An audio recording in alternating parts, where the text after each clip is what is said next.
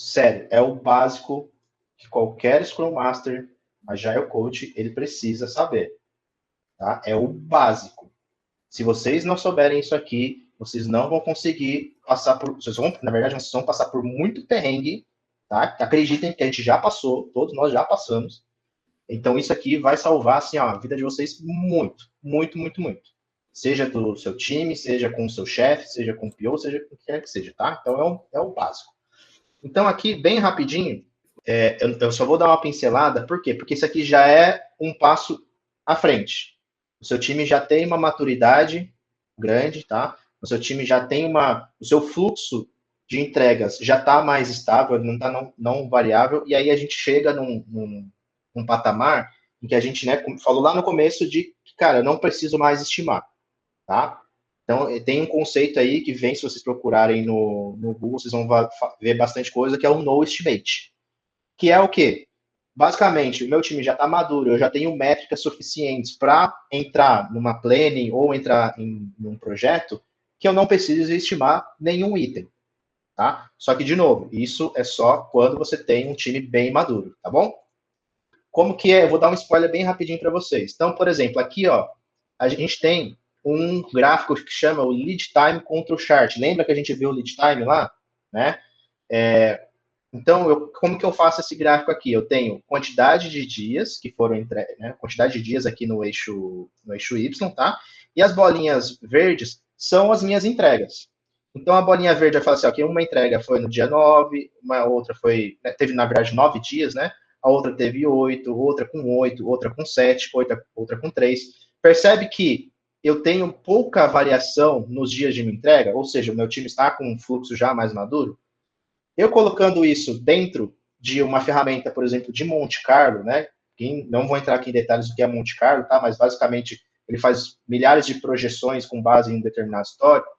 Você consegue tirar que assim, ó, cada item que entra no seu time de desenvolvimento, eu tenho 90% de confiança que eu te entrego ele em 8 dias. Ou seja, eu não preciso ficar 4 horas numa planning, estimando algum item, usando alguma coisa, ou 8 horas, né, dependendo da maturidade do time. Eu não preciso utilizar mais nenhum tipo de suposição ou de estimativa para falar quando que eu vou entregar aquele item, tá? Eu vou pegar aqui uma planilha, mas, de novo, isso aqui é um nível que o pessoal já está bem mais maduro. Então, por exemplo, ó, eu já coleto métricas do time, eu já tenho ali o lead time, eu já tenho o throughput, eu já tomei ações para que o meu fluxo seja menos variável, eu consigo utilizar isso daqui. Então, por exemplo, ó, aqui ele já faz um cenário, né, que eu já estou, meu time já está em andamento, né, o projeto já está em andamento, enfim. Eu começo a colocar, tá, quantas histórias já foram desenvolvidas até a data de hoje, né? Qual que é o tamanho do meu backlog? Quantas histórias eu tenho no meu backlog? Ou quantos itens eu tenho no meu backlog? Tá aqui é o exemplo de história, mas poderiam ser itens. Em que semana que está o projeto? Ah, está na sexta semana. Quantas semanas eu quero fazer projeções? De novo, é o Monte Carlo, projeções futuras, tá? Quantas simulações eu quero fazer? 5.000, né? Aqui embaixo, eu começo a colocar, então, o meu histórico do backlog e o meu histórico de throughput, da minha vazão, certo?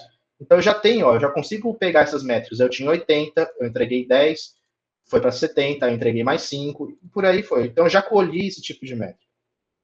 Eu jogo numa ferramenta de Monte Carlo, o que ela vai me fornecer? Ó, é a velha pergunta, né? Quando vai ficar pronto?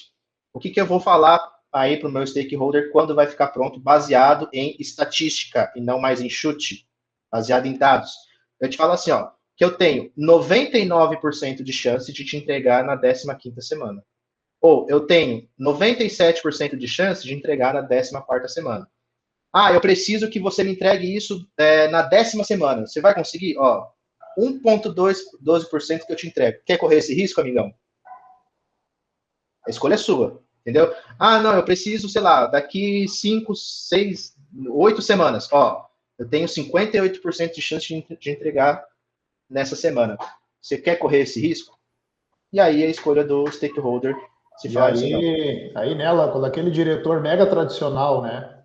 Projetão assim, chegar e querer te colocar em xeque como agilista, o que vai acontecer? Exatamente. Entendeu? Então, aqui, pessoal, a gente sai de um cenário de estimativas que muitas vezes são equivocadas, principalmente por causa de maturidade de times, né, de pessoas, isso é normal, e muito mais do que times e pessoas, fluxo, por isso que a gente fala muito, gerencie o seu fluxo, não gerencie as pessoas, tá? Para que você conseguir fazer uma simulação dessa e parar de estimar, deixar mais tempo para o seu time produzir, o seu fluxo tem que estar num nível bem maduro, tá? E o que a gente vê, a maioria dos times, é que ele não está. Como que eu consigo saber se meu fluxo está maduro ou não?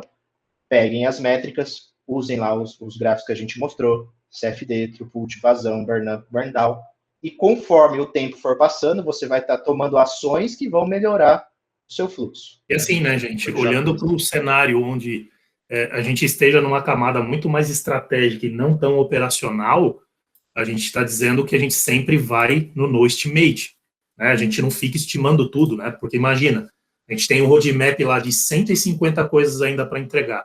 A gente não vai descer no nível de quebrar história por história para ficar estimando. A gente faz exatamente o no estimate com linha de tendência e o nível de confiança.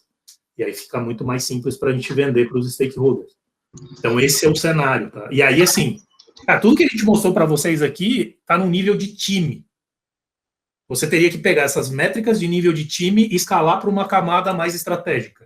E para o nível estratégico, né, gente, a gente deveria estar com isso aqui feito em BIs, feito em dashboards, que não fosse algo estático, né? O cara mexesse num número e a coisa meio que ficasse diagramado ali corretamente.